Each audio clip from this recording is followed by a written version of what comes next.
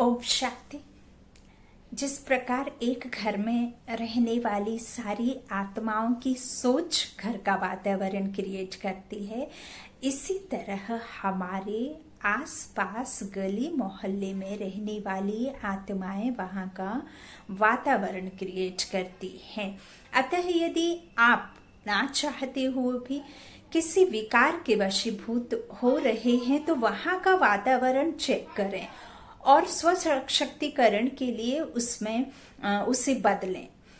अपने विचारों को शुद्ध रखें, अपने जो पॉजिटिव विचारों से भरपूर रहें और जो कहना चाहिए जिससे आपकी नित्य चार्जिंग हो। पवित्र आत्माओं का संग सबसे शक्तिशाली संग होता है, क्योंकि पवित्रता ही आत्मिक शक्ति का एकमात्र आधार है। और पवित्रता आपके विचारों की प्योरिटी भी है।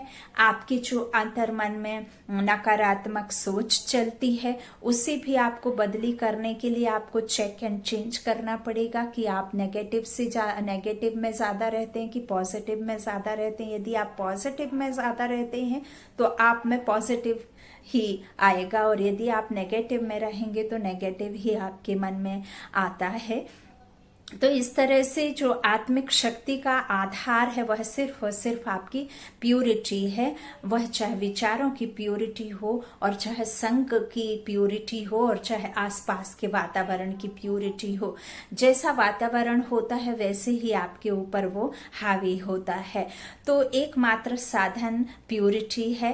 तभी बाबा भी कहा करते हैं कि सेंटर में जाकर मुरली सुनना, और इस तरह से जो बाबा कहते हैं कि ब्राह्मणों के संग रहना, अच्छे उनका आत्माओं का संग करना, इस तरह से कहते हैं ना। तो सेंटर में मुरली सुनने का मेन बाबा यही बात बोलते हैं, क्योंकि वहाँ का जो वातावरण होता है वो एक तो प्योरिटी के साथ में और बहुत ही पावरफुल शक्तिशाली जो है एनवायरनमेंट वहाँ क्रिएट रहता है। इसके लिए तो अब तो आप सभी जानते हैं कि इस समय ऐसा कुछ भी संभव नहीं है।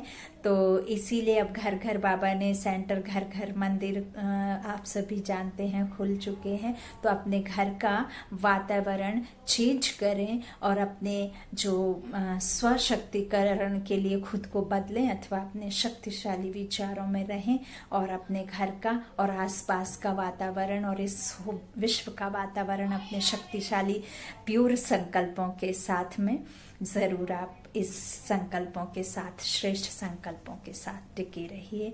ओम शांति।